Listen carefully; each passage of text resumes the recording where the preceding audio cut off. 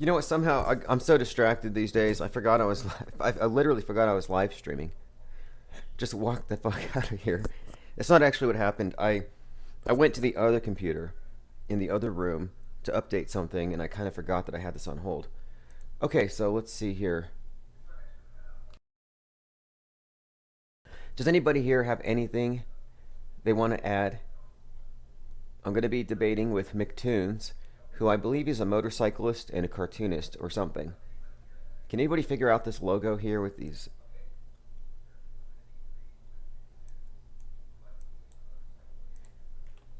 Okay, here's a link if you guys want to join in. It's going to be about the topic of flat Earth and 5G. Actually, two topics. Why 5G? We're going to talk about 5G because apparently it's a thing he's been debunking since there aren't many flat earthers to debate anymore.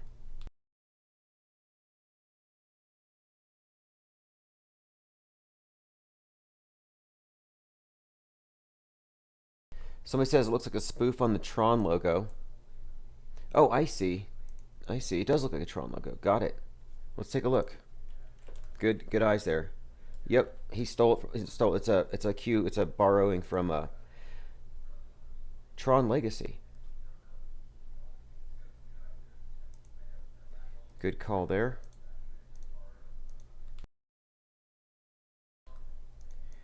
Just killing a little bit of time. I think we still have like 76 minutes. Actually, he put up the new artwork. This is the fourth year so far. This is the fourth year, not just of this channel, but of that particular mascot.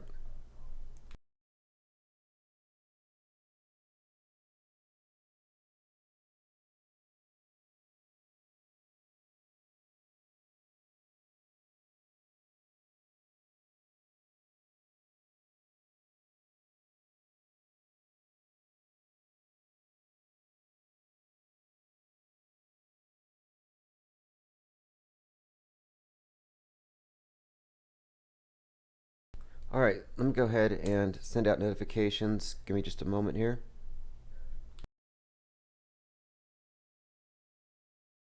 View with Kobe Bryant, and this was January 2020. He crashed on the 28th. But anyway, this. All right, I'm probably just going to leave this on just so people can wait here so they know what's going on. I'll put the thing on the screen. I'll pin a comment here. I'm also trying to bring up one of my channels. The main channel that had like 900 subs, I discontinued it for this, and I repurposed it for NFTs and digital art. So if you want to subscribe to that channel, go to timosmond.cc, as in Chief Crow, CC. I'll put it in the link. QAnon, aka Goldfinch, owns the .com. timosmond.cc. So if you're wondering why that channel doesn't have any content, it's, like I said, we're migrating to a new channel.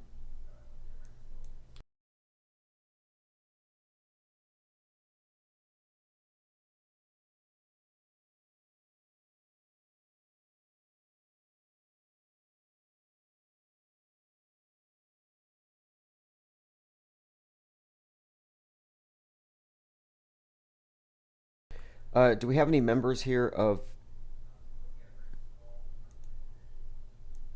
johnlebon.com? Did anybody listen to that last conversation? Hey, if anybody here has anything they want to say to MCTOON, or have any topic that they want covered that they think I'm not covering, by all means, I'm going to leave this chat open, and I'll be following it here, even though I'm over there. In fact, I might just set up my second computer and enter the Zoom conference there. I'll keep it all separate. That way,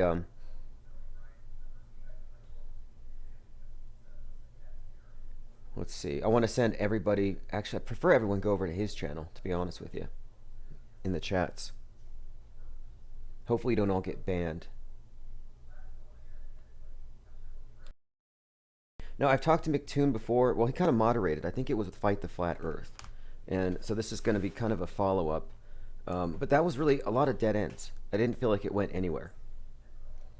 It's like, okay, we agree to disagree. You believe the authority subjects on the authorities on this particular topic, and I don't. And like I said, I don't think that's good enough. So certainly not for today. I think we can do better than just agreeing to disagree, or you're brainwashed, I'm not. You're dumb, I'm not. Whatever it happens to be.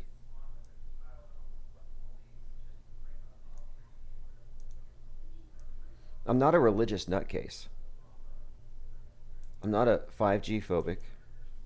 I'm not a charlatan with a with claims I cannot substantiate. I'm not a cultist, or rather a doomsday cultist. I mean, doomsday cults are very common in this neck of the woods, eschatology and everything. That's why they sell prepper goods to truthers, because they know the world's about to end. You know what's kind of funny about that whole thing with truthers and preppers is that when the S hits the fan, what do you do if you're an ultimate truther? If you're really in the know, you go into your bunker with all of your food and your gas mask, and you wait with your guns until the threat is gone. In other words, the ultimate 33 level truther, like the ultimate truther, is actually a quarantine enthusiast. They spend all their time preparing for quarantine.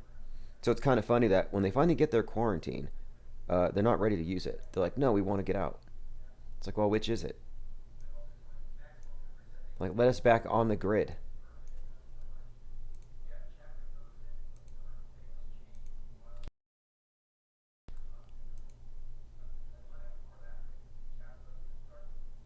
Again, if you, Mary says, huh? If anybody here has anything to say regarding tonight's debate, if you want me to add anything, if you want me to mention anything in particular, if there's something I'm missing, drop it in, and I'll make sure I read your comments, or I will acknowledge your comments. I may take credit for it, depending on what you say. Oh, I see. Mary says, what tool are you using? Okay, I'm using a pen with a fill. So there's no outline. In other words, the outline is clear, but whatever path I draw, it fills in. So I draw a circle, it fills in a circle. I draw a triangle, triangle. I draw a penguin, gives me a penguin.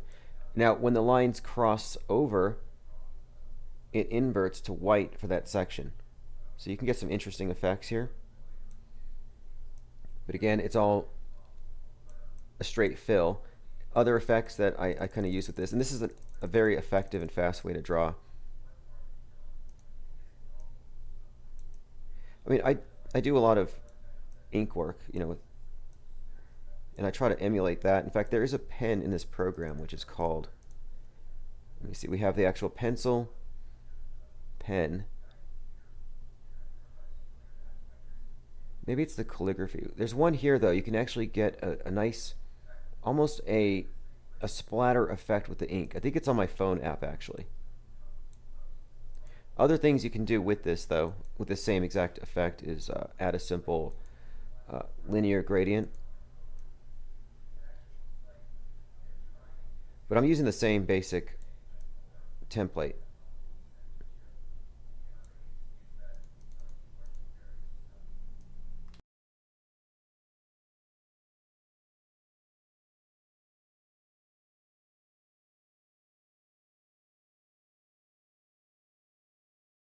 If you remember that game, Spy versus Spy, or rather that comic, I think it was a comic book first. These characters, they look kind of like penguins, and I've been sort of emulating that beak style with my recent designs. Let me show you what I mean. And they weren't penguins, but they have these long beaked faces. So here we go. I'm sort of using this design as sort of a basis. I wanted to create a more mischievous or terroristic looking penguin. As you can see here, these ones actually have bombs. So let's see if I can cop that style a little bit without being a plagiarist. Just certain things about it I like. Like, so for example, the almost like a shark-like smile. So they have the triangular head.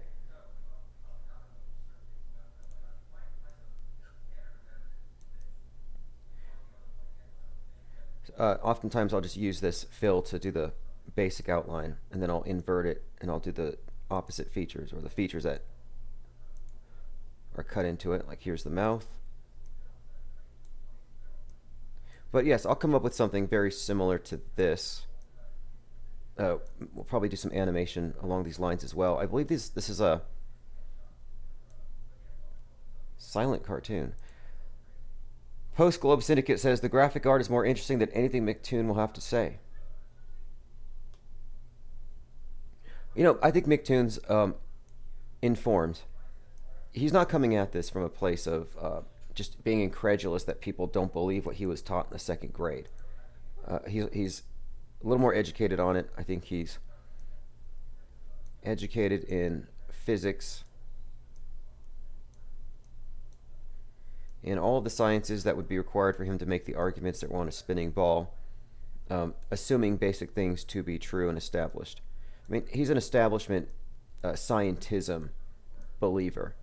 And so knowing that as a starting point, you know, how far can you really get? But like I said, I think that this conversation is a little more nuanced than flat versus round. And they're absolutely cowards. They're all cowards when it comes to that embarrassing jalopy in the sky that they call a space station. You know, that last mission was called Celestial Immunity, when the, quote, arm of the space station got punctured by a tiny piece of space junk. The space station got vaxxed. Celestial immunity. What a joke. I mean, I'm glad that I'm on the side of the fence that doesn't have to believe all that nonsense just to have a cohesive sense of reality. I grew up out of it. I outgrew the ball. Mary Smith says, red, black, and white. It's the first contrast of baby sees. Is that true? Or is that only true for Aryan babies? Like, aren't those Hitler's colors? Don't they teach now that you're born racist or something? It's such an old and boring topic, and they constantly recycle it. The only thing more boring than climate change is racism, which is largely media manufactured hysteria, psyop driven agitprop. You know, more than 66% of hate crimes are hoaxes. 66%. And the biggest promulgator of conspiracy theories in the world is the mainstream media. That's pretty well established by this point. Okay, so I'm going to take a break here. I didn't know the live stream was still on, like I said. I meant to actually kill it, but I'll just leave it on. Here's the screen for MCTOONs. I'll put a link in the chat. We got 1 hour. I'll have Infinite Plane Radio playing in the background. By the way, this is, well, not a mystery, but I think we solved, or we can answer a question now with regards to where are they getting the footage for the space shuttle and possibly the ISS. And this is something I came across a couple of days ago, and I wanted to bring this up earlier, but let me see if I can share a link with you. Basically, what I found is a video showing that the U-2 high altitude planes, that this program was shut down. And I think what we have, though, with these spy planes is an explanation for where NASA's getting all of its footage. So here's what we have. And I'll see if I can find the original video. 70,000 feet, and I'm comparing the footage. Now I'm going to get the video I'm referencing here. Because what it is, I believe, it happens to be the case that they're taking footage from the U-2 planes and passing it off as ISS footage. So they're taking 70,000 feet and bending it and claiming it to be, well, 294 miles. That's what I think is actually happening. And I'm looking at this U-2 footage, and it kind of matches the proportions and everything. So that's kind of what I've been looking at lately, this YouTube footage. And so, and the video I'm looking for, and I'll find it in a minute, and I have it on the forum here, and you may have seen it. What the video uploader is suggesting is that NASA took over the YouTube program, that it was never shut down, and that it became the fake shuttle program. So it might be worth going through a lot of old shuttle footage and contrasting it with a lot of the YouTube footage and just saying, okay, are we looking at the same proportions? Are we looking at 70,000 feet or almost 300 miles? All right, what else do we have here? Going through some comments. Red Murr says Dolly did have braces. Okay, I have one. I think I have one takedown for the entire Mandela effect. So if you can't answer this, you've been debunked. It's simple as this. Because I've been told by every Mandela affected person that there was an episode of Lassie where Timmy fell down the well. And they say it's an iconic episode. Everybody remembers it. So when they say everybody remembers it, they're implying that they too remember it, that Timmy fell down the well. So my debunk is this. How did they get him out? You know, if the whole thing is he fell down a well, then, well, they can't just leave you hanging there. How did they get him out of the well? Did they use a rope? Tractor beam? So no Mandela affected person has come up with an answer. None. They can't. So it just tells you that you're not dealing with authentic memories. Now, I'm not going to call them liars or confabulators. I will say they're mandoozled, which is basically, it's like the misinformation effect combined with faulty eyewitness testimony and a misunderstanding about how memory actually works, which is fine. You know, I'm not criticizing them or that belief system. I'm just saying that the Mandela effect isn't going to be around in a few years. All right, so let me see. I have a few other things to go through here. So the book, The Last President, published in 1896. I have some predictive programming here where it seemed to suggest something about November the 3rd. And it talks about a Tuesday, November the 3rd, a contested election, and mobs of anarchists and socialists threatening to plunder and despoil the houses of the rich. Strong 2020 predictions here in this book. But I've been looking at this November the 3rd thing because that's the date of course, the election. And whether or not you believe the QAnon thing, there's still some evidence here that it's not going to go away. And I'm finding more and more, it seems like, you know what, I think Trump is even now throwing more fuel on the fire, as in going out and actually saying that these results are fraudulent. It's the crime of the century. I don't know anybody who's holding out hope that Trump's going to eventually be, installed again. But they're certainly putting it out there. It's agitation.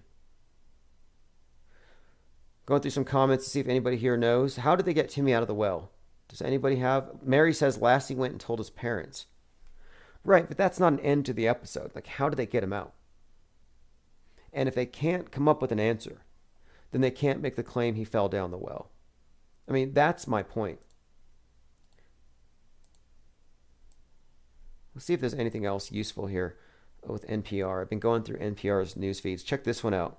Extremists are weaponizing irony to spread hate. Do you remember I was saying that there's a point where you're not free if you can't be crazy, if you can't be wrong, or any of that? Well, that is now evolving to where now you can't even be wrong, or rather, you can't spread misinformation out of a sense of irony, like humor, for example.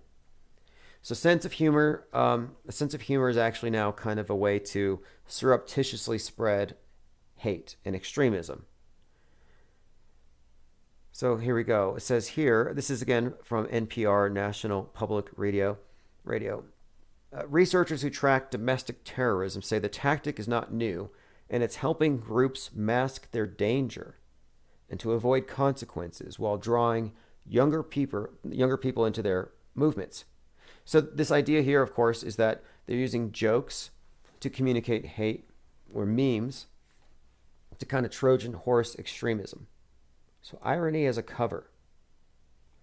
Quote, irony is important for giving a lot of cover and plausible deniability. When it comes to these issues, you need some maneuverability, and irony gives it to you. So again, it's dangerous. Irony is something else to watch out for. Stay away from people making jokes, not taking things hyper seriously. Frontman says NPR used to be Scientology. Scenic and technology. Now it's trash. Yeah, NPR used to be something, but I think it's just overtly ideological now. See, what we have here, Infinite Plane Radio, is sort of the anti-NPR. So NPR, government-controlled, reinforces all of the psyops. And then IPR, Infinite Plane Radio, kind of reverses that. In fact, one of our original logos is a modified NPR logo. I might start using that again.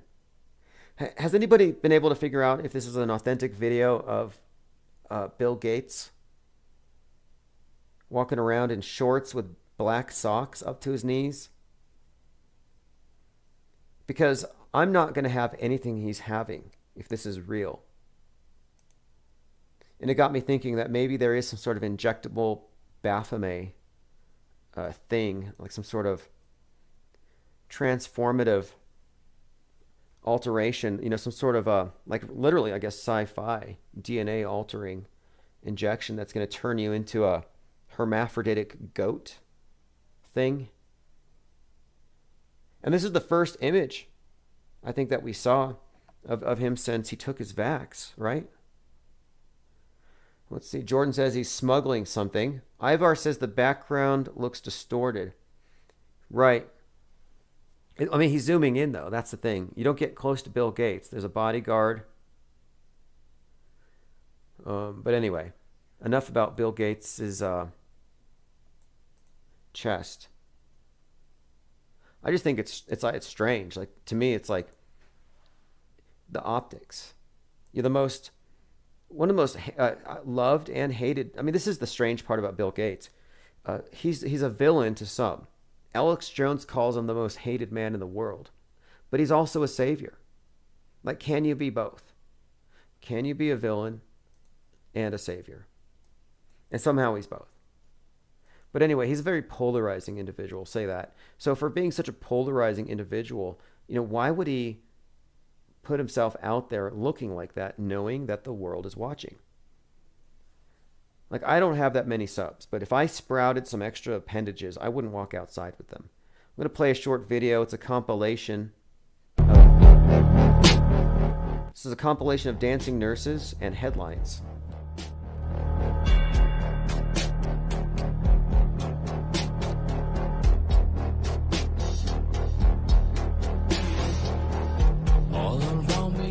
So if you like this video, you like the compilation, just go to infiniteplanesociety.com. I linked it there. There's a copyrighted track to it I'm not going to play, but it has some of the greats, like the twerking nurses with the balloons in their posteriors. It has I guess it's a body bag, like fake patients. I hope it's not a real patient. But this is a compilation of a lot of the dancing nurses when you thought they were under siege from COVID-19. When you thought that they were so overwhelmed that there weren't enough nurses, there wasn't enough PPE. Like they told you, don't buy masks. Make your own because we got to give them to the nurses. And look what they were doing. They were wasting it. They were using it like costumes. Completely contradicting the official stories of them being out of room. And this was worldwide. They said that they were so tired, worn out. Not the case. Commenter says maybe the dancing nurses were possessed by the dead patients. Well, this is the problem. Okay, one, there weren't any patients, but two, let's say that there were, and they're just blowing off steam because that was the excuse. They said, oh well, you know what? They're just so stressed out from being around this plague and being at the front lines that they got to blow off some steam. They got to let some stress out. And so I'm like, well, I don't know if I'm comfortable with nurses and doctors clowning around during a pandemic. It just kind of it goes against common sense. Like this is a contagious disease. You can't get within 6 feet of anybody, and they're all over each other, wasting PPE. I mean, it's really quite outrageous. So even if there was a pandemic, it's inexcusable. But they were saying, no, this is totally excusable. This is how you act when things get really stressful. And I'm trying to remember back to very stressful situations in my life. Like there was this, sorry about that. There was this telemarketing job I had, and it was very stressful. It was like a boiler room. You have a quota. The list of numbers you have aren't no one's picking up or whatever. Very stressful work. But at no point did I ever say to my coworkers, "Hey, I don't think we're going to make it. You guys want to go out back and dance, choreograph something, upload some videos to YouTube?" Like that doesn't happen. So if they were really that stressed out, my point is they wouldn't be twerking in the hallways. Ivar says, I've been to the hospital 3 times this past year. You wouldn't know the world was ending. I saw some articles saying that there's still body trucks out there that have been packed for the last year. Like, I'm supposed to believe that there's like these trucks full of rotting corpses? I don't think so. And these refrigerators don't stop decomposition anyway. I mean, they might slow it a little bit, but they don't stop it. So I don't think you have trucks full of decomposing bodies just parked out there. What you have are rubber dummies. A bunch of respiratory or these training dummies. I mean, they're so realistic. Let me see if I can pull one up here from 7 Sigma. I've got to give you the full explanation for these dummies too, just how realistic they are. Because they breathe. That's the point. They actually have like these airways that you can intubate. Modular high fidelity airway trainers. The one on the right is the one I mentioned earlier that looks like George Floyd. And these things were made at a factory down the street from where he was ostensibly killed, and that was the first building to burn. Someone explained to me why these rioters decided to burn down a factory that specializes in modular airway trainers. Of all things to destroy. I have a YouTube video clip here that shows you the different ways that these things here can be modified for your training situation. They can do everything. Body hair. They breathe realistically. And they take the face off on this thing, and you can actually see how all of the internal components are very realistic. I mean, you could practically give one of these things an autopsy. It's that realistic. All the parts are there. And you know what's more? You can order a face. You can actually order a custom face to look like anybody. Realism. Look how real his skin is. This looks more realistic than what's her name? Sophia. Sophia there at the UN with her weird wrinkled neck when she turns her head. This moves far more realistically. So I kind of think this is what they employed during the PSYOP last year. And here we're looking at an internal video of the intubation process, and you can't tell it's not a real person. So again, company 7 Sigma, they were there for 33 years before they burned. Make of that what you will. Commenter says, maybe the rioters did what they were told to do. Exactly, that's my point. These are not organic. They probably bust in most of them. And these things are all staged, top to bottom, controlled opposition, instigators. All right, let's see what else we have here. I've been finding so many different examples. Here's the reference for this. The wife of fired Minneapolis police officer Derek Chauvin was charged with writing a bad check for $42. It's another example of how these specific types of PSYOPs are always just covered in these numbers. And it's always the same ones. It's very consistent. What does it all mean? That's up to interpretation. Here's another one. You have the Monument this is from the Monument for the Great Fire. This was 311 steps to the top. So the Great Fire Monument from the fire in 1666, 311 steps to the top. Significance there is at the top of this thing, you have this corona-looking thing. Looks like a big COVID on top. Again, the COVID is just another way of representing the crown, which is what the real thing was about. The new corona, novel corona, new crown. It had nothing to do with the virus, as we all know. But it just shows you how consistent the symbolism is. And the monuments, the architecture in many of these, it tells the story that they use the mass media to also tell and reinforce. Here's some more symbolism for you, too, with numbers that I've been noticing. That they're reusing these things, or they've been using them this whole time. So, for example, Pearl Harbor was actually called Operation AI, or 19, right? AI-19. So Pearl Harbor, Operation AI. Now you can look at 9/11 as a Pearl Harbor event. 9/11 had 19 hijackers. COVID-19 was 19 years later. And COVID-19 was preceded by C-19, the Atlas Comet. Another thing here, Kubrick's movie AI was released in 2001. And then the reset thing with the World Economic Forum, they've been talking about this reset. And as part of the Great Reset, they're launching the Global AI Action Alliance. So AI again, 19. It's probably code for these transformative psyops like Pearl Harbor, 9/11, COVID-19. So AI is somehow being, I think, involved in whatever the next major thing is. And also the name here, Global AI Action Alliance, sounds like Gaia, name of the another name of the Earth, the Earth worshippers. And also this is from the World Economic Forum with their 666 logo and their Darth Vader-like leader. Looks like Darth Vader without the helmet on. This is just a friendly warning. It's happening. Wake up. More than 100,000 people die every day. 100% of the unvaccinated will probably die.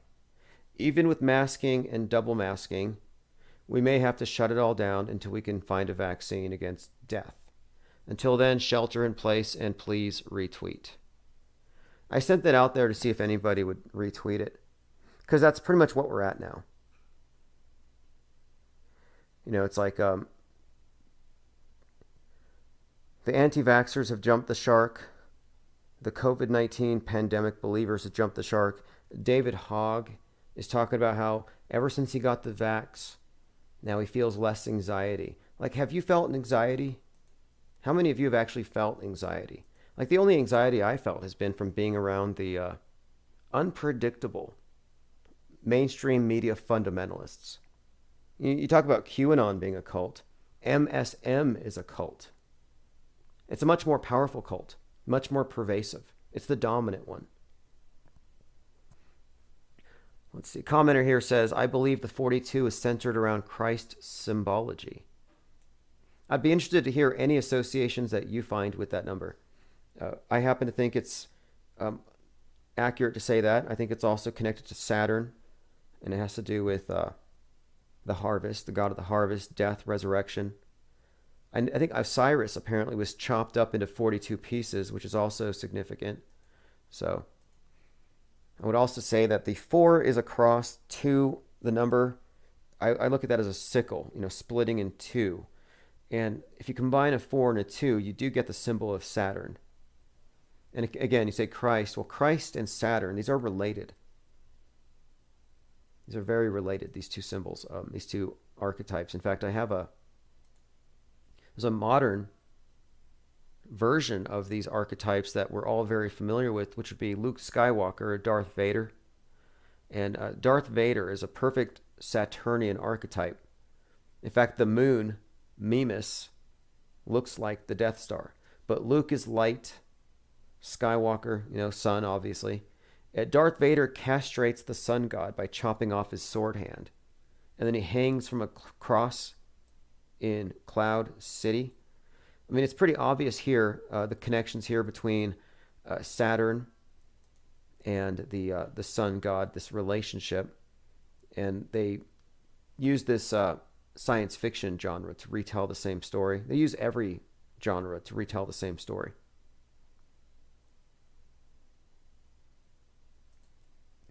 Hoaxahana says 42 rainbow spectrum. I heard something about that. I'd be interested to know. I know that 42 is the main number in the book Hitchhiker's Guide to the Galaxy as the meaning of life and the universe. I have a mind map built around this one. In fact, if you go to themetascript.com,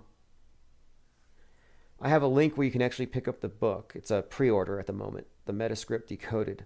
But I put a lot of this content into these mind maps to kind of show all the different correlations, the things that we've noticed, and how they do connect to a very specific theme where you can say, yeah, there is a meaning here. It's not about reaching or cherry picking. We have found some pretty significant, I think, clues here, interpretations that things that can tell us what this means, that can help us interpret what this number is and why it's being used specifically around this very specific things, outer space, SpaceX, but also and space junk, everything having to do with stuff falling from the sky. Falling is one of the main themes, but it's also used specifically with this dialectic between the Western chauvinism and BLM, or the black civil rights, is associated with the number 42 very consistently. You go back to Rosa Parks, 42, when she did her bit of activism, and I think it's all code. Even Jackie Robinson, first player to cross a color barrier, 42. We talked about this number earlier today, and I'm just pointing out the pattern and how it's used. Like, it's probably not a coincidence that there were 42,000 CubeSats being planned to go out into orbit soon. But no, there's quite a lot. I think we've managed to more or less figure out what it means, and these concepts are all interrelated, and it's fascinating, I think, to look at this symbolic system and to decipher it, and to try to understand exactly, well, what are they communicating, and is it taking us somewhere? And I happen to think that it is. I happen to think that we can discern where it's taking us just by looking at predictive programming as a predictive model. And this concept of predictive programming, is something that we're all familiar with. It's been around for some time, but I think I can finally put it into its proper context with this Metascript framework. So my thinking here, and I came to this by looking at Kubrick's role in so many of these transformative psyops, and at what he was constantly alluding to. Eyes Wide Shut, The Mask. What is the meaning to this? I think it has to do with, look at Clockwork Orange, where the character has his eyes forced open and he's just being inundated with violent imagery.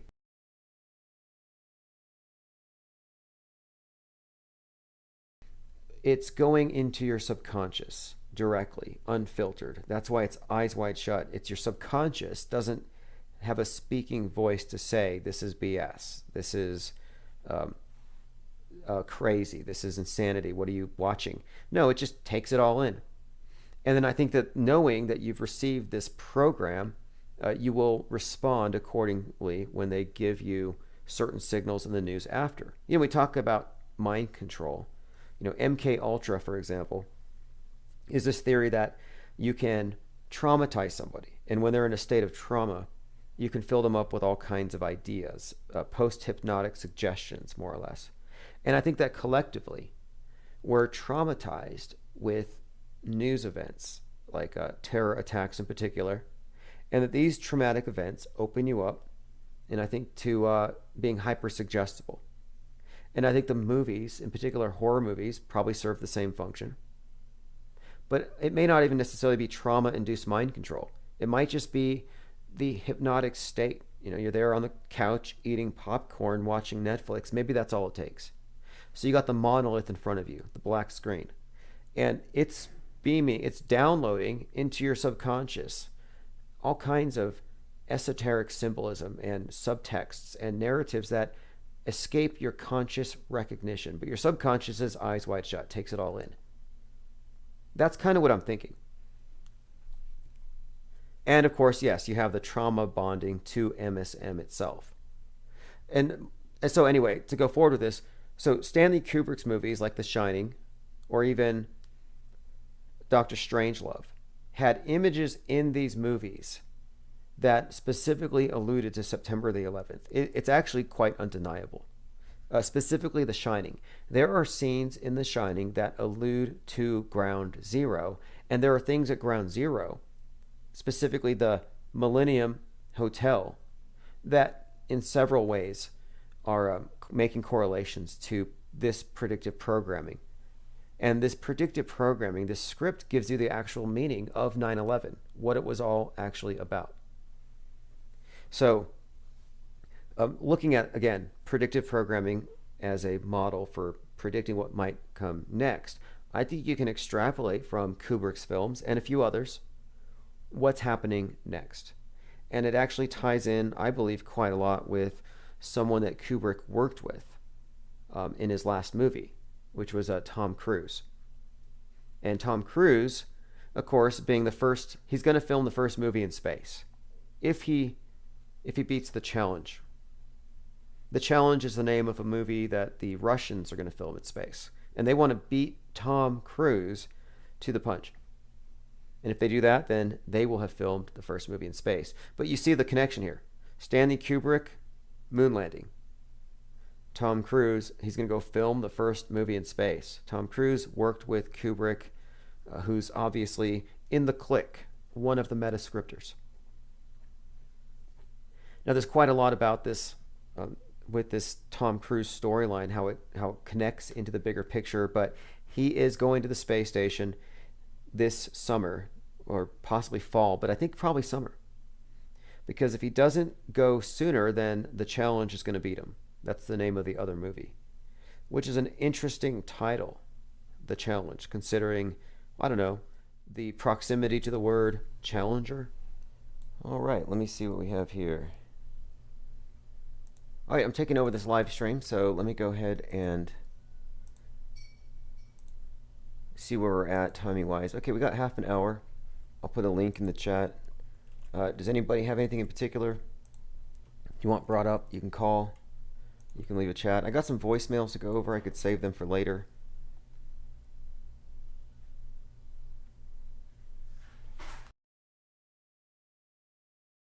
I'm trying to think about what, I mean, look, it's an interesting topic, and I don't represent everybody, obviously.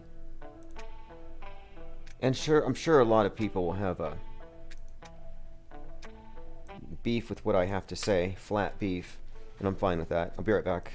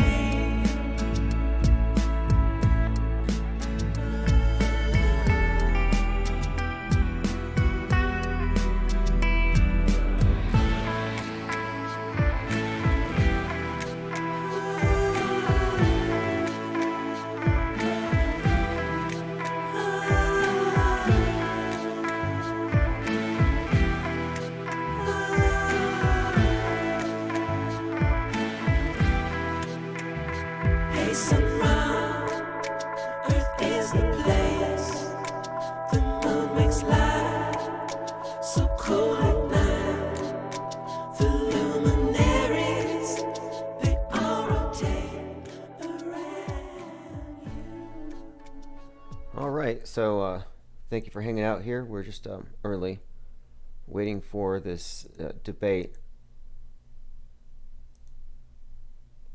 Couple of disclaimers: I don't speak for everyone, and two, um, no, that's really it. I mean, everybody should know that. But two, I automatically consider the debate to be somewhat fallacious, but I don't think it's a doomed conversation. I don't think it has to go into a dead end, and I think a few things can be brought out. It's just there's this observation, I guess, that I've made that it seems like whenever you have something new, there's this tendency to fling everything. Because even if it sticks for a little while, it'll bring in people who will see other things. And so I'm kind of like not with that approach necessarily, although I understand it. Like, oh, not only can you not see the curve, but there's also 200 Bible verses that also prove it. And people pile things on, which I don't think ought to be piled. Echo Charlie says 42 months is the 3.5 years of tribulation. That would make sense. In fact, I think it's very interesting that when that piece of Chinese space junk hit the Earth, it was just before Elon Musk took the stage, kind of giving the sense that he arrived, Starman, which is an anagram. It's an anagram for Mr. Satan. Mr. Satan. Mr. Saturday Night Live, which, interestingly enough, Saturday is Saturn, and there's some strong correlations there with this guy who's dressed all in black, hosting the show after that star falls from the sky, or the space junk. It's portentous, I would say. There's a reason why he has 42 on everything, and it's not just because of that ridiculous book. It's deeper than that. 4 and 2 combined forms the sigil of Saturn. That's the esoteric underbelly to all this stuff, which is really the foundation. But that's the stuff you can never talk about with the normies. And tonight's debate's going to be with a normie. AUWLQS Earther says, can super zoom cameras take good pictures from a fast-moving car to very far away with slow exposure for star trail? Good question.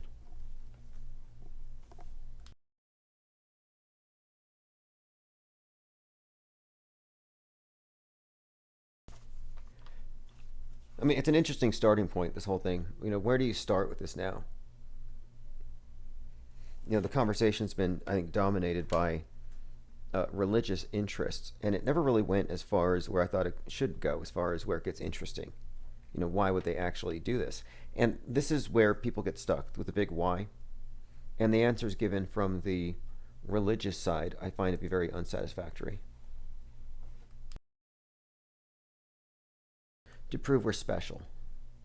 It's like, oh, we want to be known as a special. That's cool.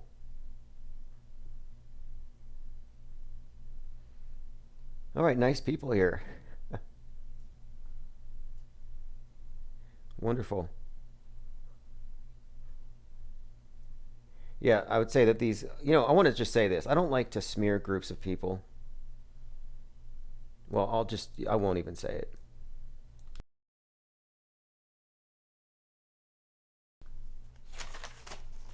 I mean, I don't think it needs to be said. All right, just a moment here. Let's go ahead and hit up some more. Let's see what's on the player.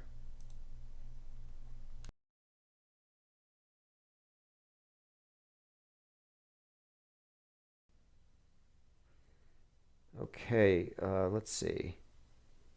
How many times did Bill Gates go to Pedo Island? I still question if that's even real.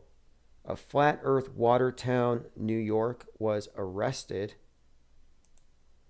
Yeah, this one might deserve a little bit of comment, I guess.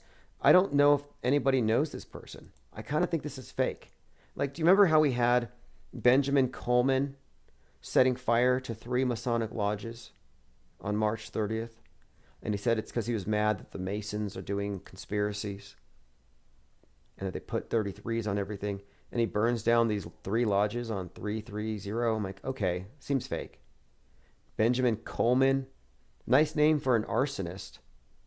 Anyway, I think that might be a strategy where they're making up they're fabricating stories to smear conspiracy theorists. So here you have this anti-masker who is claiming his free speech is being suppressed because he wants to go over their 8-minute time limit, and he won't shut up about flat Earth. And they drag him out of City Hall, and he's acting like he's some kind of like he's a victim, like he's being oppressed. They're not asking you to leave. As long as you can remain here, that's fine. But they don't want you to speak anymore tonight. You do not have privilege of the floor. So anyway, a bad actor. I don't know if anybody knows Flat Earth Watertown. I actually emailed him to see if he could call in, because I'm trying to figure out, is this a real person? I'm trying to figure out if anybody can vouch for him.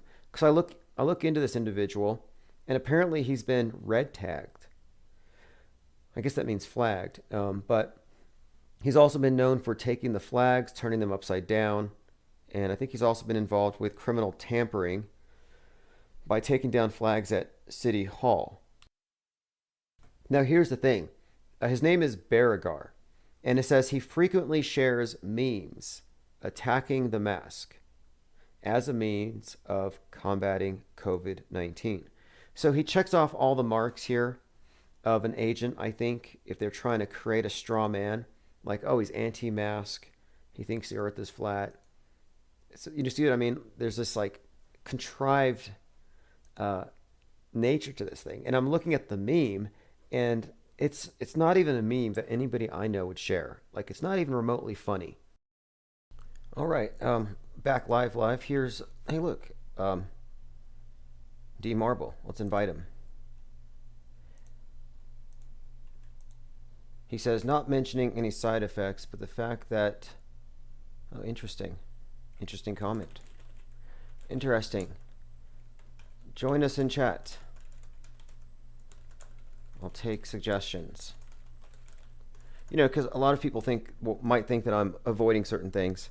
So I want to make sure that I cover all the bases, and who better than to give me pointers than the guy who took the spirit level on the airplane and proved that you can take a spirit level on an airplane. It's true. He really wants to talk about 5G, and I do as well, but I'll admit, I'm biased. I'm very much biased in favor of the view that it's actually more Psy-War than anything. But that is something he wants to talk about. And I also want to talk about other things having to do with what I think to be fear-based psyops, which most psyops aren't. A lot of the psyops are just emotional games, manipulations on so many levels. Zareth the Alchemist is D Marble. Yeah, D Marble is what would you call him? A flat Earth veteran. Although he kind of I don't know if he fell off the edge and went crypto. They all went anti-vax, which is, I didn't go anti-vax, and it doesn't mean that I'm pro-vax. I'm actually pro-anti-vax. And I'm pro-vax. Stick and let stick. Just to me, it's a politicized personal decision about really a rather meaningless. I think it's a meaningless procedure, and it's all predicated on the idea that you got to be saved from a disease that has a 0.000000001% chance of killing you, or something like that. But I don't want to get this channel killed, so I'm trying to avoid making declarative statements other than to say, yeah, you have the right to be skeptical. Right now, though, the big debate is it healthy for society to allow skepticism to run rampant if it causes people to disagree with the establishment, science, and media? Do we need guardrails to protect us? Do we need buffers? Is this bumper bowl life? Because that's what it looks like. We're being farmed, herded. Echo Charlie says, oh, the flat earth arsonist. Yeah, I would say that guy's a made-up character. Although, I can't really say that, because I talked to, Flat Earth Arsonist had a friend, it was Flat Earth A-hole. So Flat Earth A-hole actually hung out with the Flat Earth Arsonist. They spent time together. which sounds dangerous. No, I'm sorry, it wasn't Flat Earth a-hole, it was Flat Earth fucker. So Flat Earth F-word and Flat Earth arsonist were hanging out. Those were the two. And this is before the guy became an arsonist. And oddly, though, F-word didn't really apologize for, but he kind of minimized the fact that the guy actually, pretty much burned down a few Masonic lodges. He said, well, maybe the guy snapped. And it's like, I'm sorry, but you don't just snap and just burn something down. It just doesn't happen. Over what? Crisis actor pay wasn't enough? Like, I don't think the situations warranted any kind of extreme behavior. In fact, one thing we may talk about with the 5G thing is I do actually know, he used to call in a lot. I know a 5G guy, an anti-5G guy, who during quarantine actually shut down a 5G tower guy. I mean, insane. Now you can stay put here, or you can go over to their channel. Here's the link. There's a few interesting people in that chat already. Or you can just watch from here. I'll just mirror it, but I prefer we all go over there.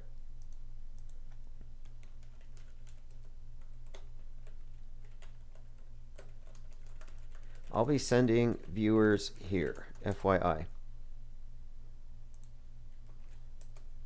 So what I'm going to do is I'm going to mirror the stream, but I'm on my other computer with Zoom is already on. So you can sit by and listen here. I am going to watch the chat. So again, like if I'm missing anything, if something needs to be said, by all means, you can clue me in. We still have a few more minutes here.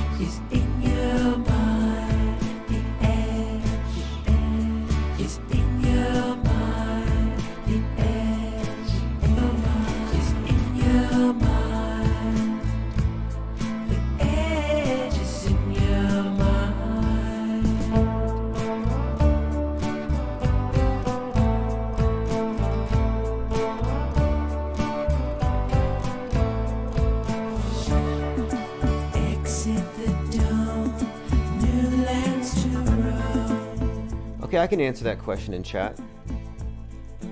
It says, I understand your skepticism, but what better way to reduce the populace by selling them on the benefits of something designed to bring them harm? Right, but I think that the benefits are twofold. One, the phobia benefits them, I think.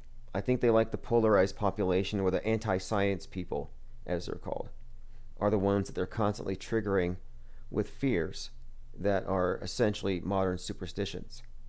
But moreover, let's say these were weapons or something. Well, I don't know. Here's my problem with that proposition. I don't think that there's even an incentive to reduce the population. Not at all. They may say that we need more regulation, we need to travel less, but I don't really believe that there's a depopulation agenda. I feel like the elite, their strength is in numbers. It's a small cabal. They control a large group. If they eliminate the group of sheep who self-eliminate or don't see through it, what are they left with? Competition. I kind of don't think they want that. I kind of see the sheeple, the NPCs, the followers, as an extension of the elite. Every person who enforced a mandate through social pressure, even now, you can't be friends with me because you're vaccinated. You're not vaccinated. That person is, quote, elite. They're extensions of it. And I think that they want lots of themselves. They want people replicating their mindset, which might get us to reduce our populations voluntarily anyway. But I don't think it's going to require any kind of hard push to exterminate us. I mean, they might even make, well, we'll see. I can't put it past them, I guess. But I just don't think that they are interested in reducing the populations when they could just as easily ship us off to Terra Mar and have us mine for Epstein and his 500 wives and their offspring. I mean, what do they have out there? These sicko elites with their islands. We have no idea. But I think there are plenty of reasons to conclude that that is what they have. Okay, so let me go ahead and head on over. I'll be over there on MCTOONs. So I'm just going to go ahead and mirror that channel, which will come on live by itself. So you'll have to deal with a few moments of silence.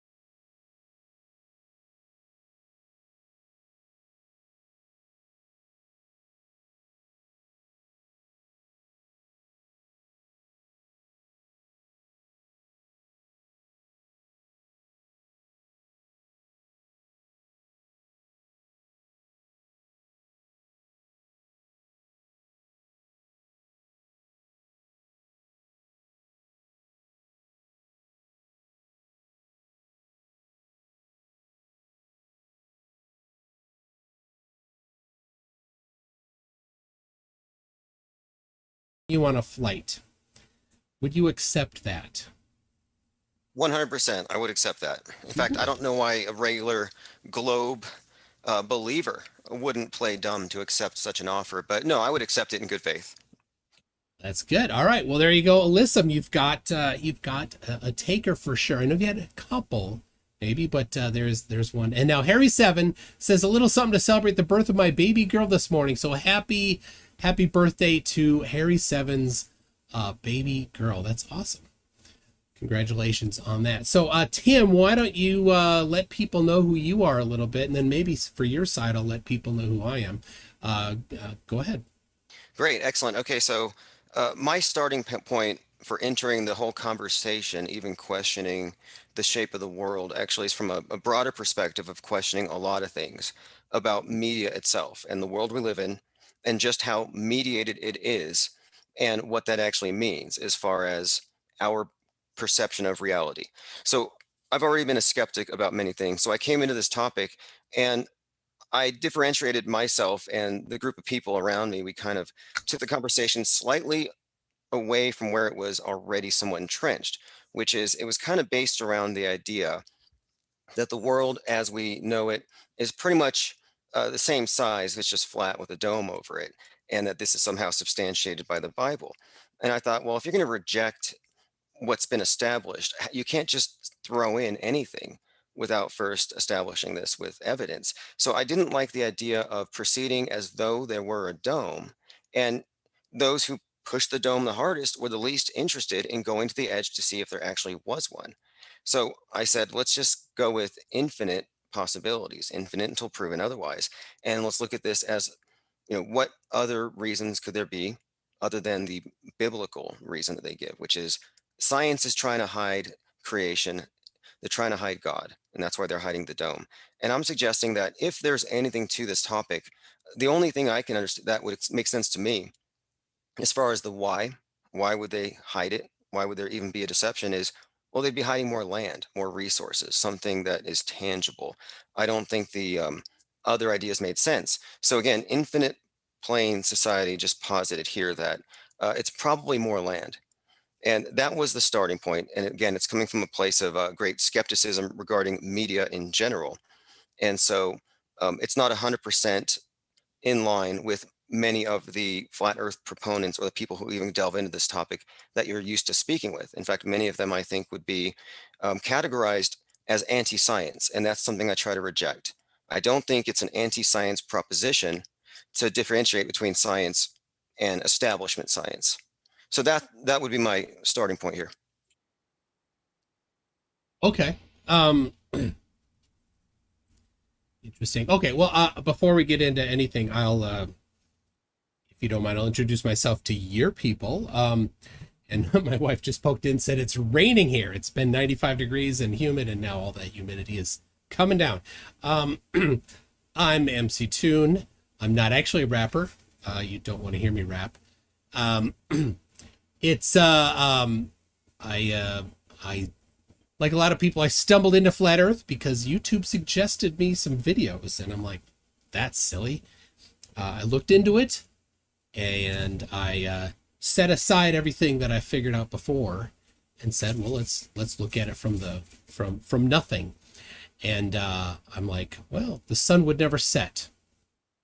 Did some math, did some geometry. Yeah, that could never happen. Tested a bunch of other things, including personally measuring the radius of the Earth 4 times with friends on different places on the Earth, and confirmed that the elevation of the sun doesn't work for flat Earth, but it does work for the globe, and the radius works for all of us. We measured the same radius. So that's my position. I do this, I do debates every week on Tuesdays, usually on flat Earth, but I also invite 5G, anti-5G sympathizers to debate. They rarely do. Don't know why they don't, but they're extremely vocal too. In fact, I just had a video that came out today. I'm suspecting that there is a lawsuit in England that has raised 150,000 pounds. And I think it's kind of a sham. Could be wrong, but I'm very suspicious of it. So Well, let me ask you this on the 5G thing. Do you think that there's a strong crossover between 5G phobics and flat earthers, or is it kind of spread between globers and I 5G? think I think the majority of flat earthers are also anti 5G, but the anti 5G movement is much larger than flat Earth. Fascinating. Okay. I mean, my take on it, and this really goes for everyone that I pretty much speak with on this topic, is that there seems to be a lot of very popular fears and phobias that are really easy, I think, to sensationalize. And yeah, these things, conspiracy candy. And yeah, sure, it does get picked up with a lot of conspiracy theorists or quote flat earthers. But what we're doing with Infinite Plane Society is we're putting everything in the category of fake until proven real. And that goes for mainstream news and its extraordinary claims and the extraordinary claims of so-called conspiracy theorists. So I don't just say, well, I don't trust the news, so therefore everything that's being peddled by Alex Jones is therefore legit. No, I'm suggesting that if anything, most, if not all of the alternative media is actually controlled opposition to what's really going on.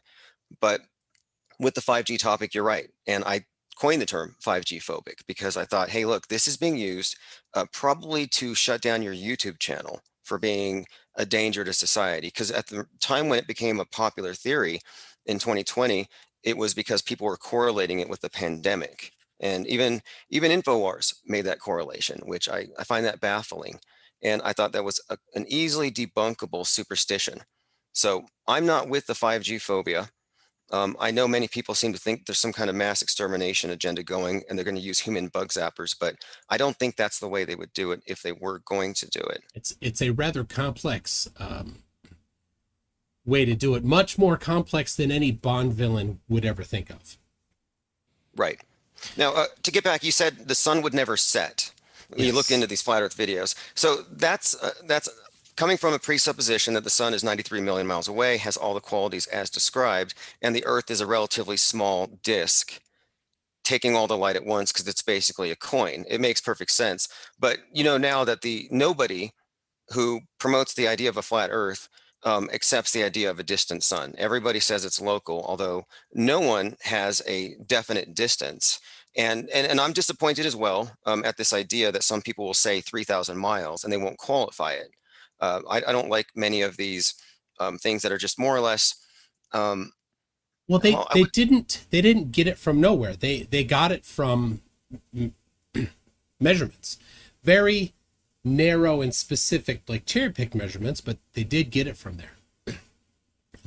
When so for example, when I measured it and I hypothesized that the Earth is flat and the sun is local, on both solstices, I'm in Minnesota, in Minneapolis, and the 45-degree north latitude runs through Minneapolis.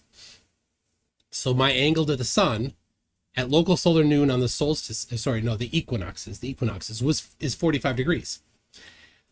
And it's over the equator on that day. Well, I'm 3,105 miles away from the equator.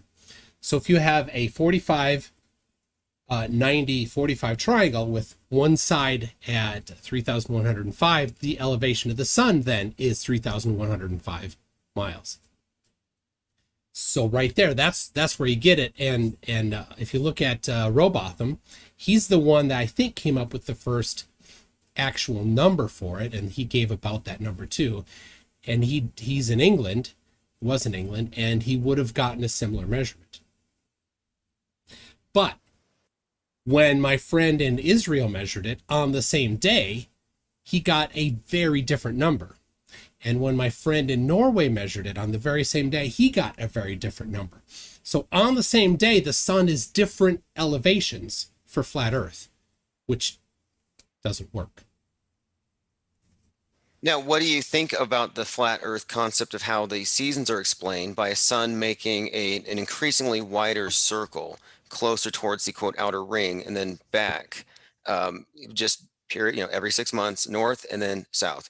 Does that explain the seasons in your perspective, or do you understand how that model would? I understand the claims, but there's many problems with it. Like, You know, if you can imagine, if we could, do some suspension of disbelief for a minute and imagine that the sun could set, the angle of the sunset doesn't work for any of those positions at all, but especially fails south of the equator in December.